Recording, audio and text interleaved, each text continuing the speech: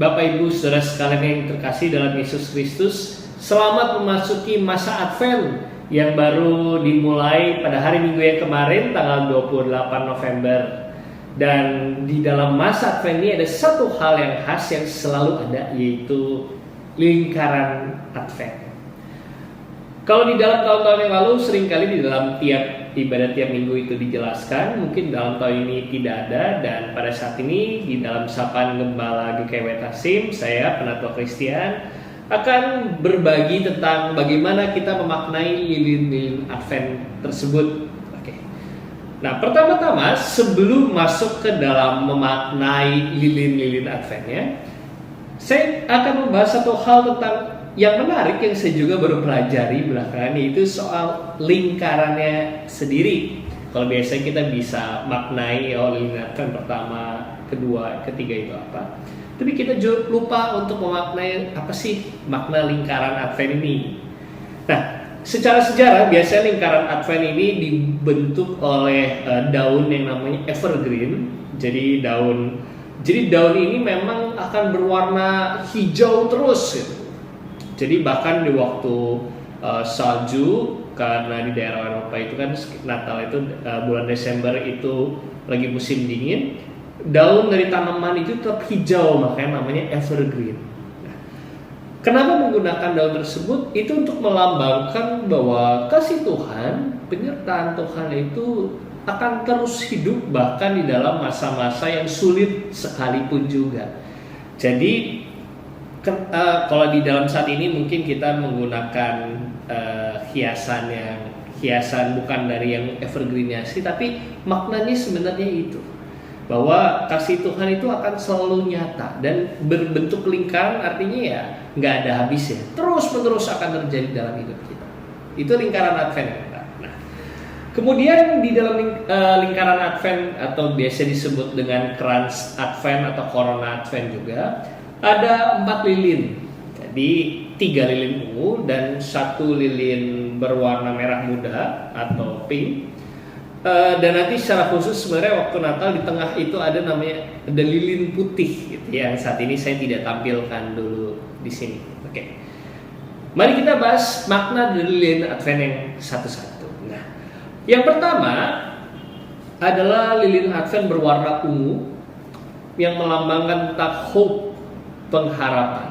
Jadi lilin Advent yang pertama ini berwarna ungu dengan tema hope, pengharapan, untuk menandakan betapa manusia itu berharap akan kedatangan Tuhan, dan Tuhan itu sudah menjanjikan bahwa Ia akan datang. Dan ini membuka pengharapan di dalam hidup manusia bahwa ya Tuhan tidak meninggalkan kita.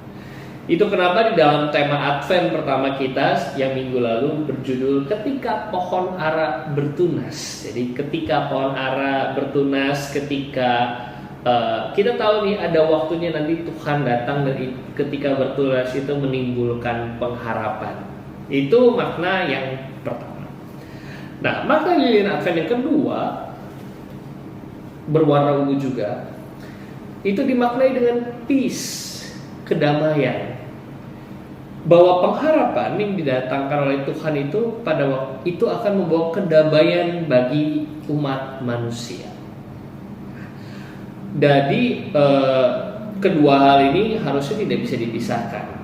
Pengharapan yang kemudian membawa kedamaian. Nah, satu hal yang saya lupa untuk bahas sebelumnya adalah kalau Bapak Ibu Saudara perhatikan lilin-lilin yang berwarna, ada 3 lilin berwarna ungu. Ungu ini di satu sisi menggambarkan sebenarnya penantian, tetapi di sisi lain juga bisa digambarkan untuk menandakan pertobatan. Dan ini satu hal yang menarik, bahwa di dalam masa penantian kita akan Tuhan, sebenarnya kita juga harus mempersiapkan diri. Kita bertobat, kita berefleksi nih, apakah sebenarnya hidup kita, diri kita itu sudah pantas untuk hadir di hadapan Tuhan. Karena waktu Tuhan datang, apakah kita sudah melakukan yang terbaik? Sudahkah yang terbaik ku berikan? Itu kenapa lilin-lilin berwarna ungu ini selain di satu sisi menandakan penantian, harapan, kedamaian, tetapi juga menandakan pertobatan, persiapan diri. Oke. Nah, masuk ke lilin yang 3, itu kenapa warnanya merah muda sendiri? Nah, ini. Nah, lilin ini berwarna merah muda karena tema di dalam minggu ketiga Advent adalah sukacita, joy, atau dalam bahasa Latin disebut dengan Gaudete.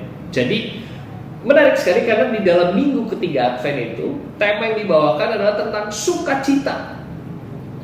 Kalau yang minggu pertama, minggu kedua mungkin topiknya ya Tuhan akan datang tapi masih jauh, kita harus mempersiapkan diri dengan penuh pertobatan dan sebagainya. Mulai minggu Advent ketiga karena sudah dekat sekali, temanya adalah sukacita. Oh bener nih, Tuhan sebentar lagi datang. Itu kenapa warnanya merah muda.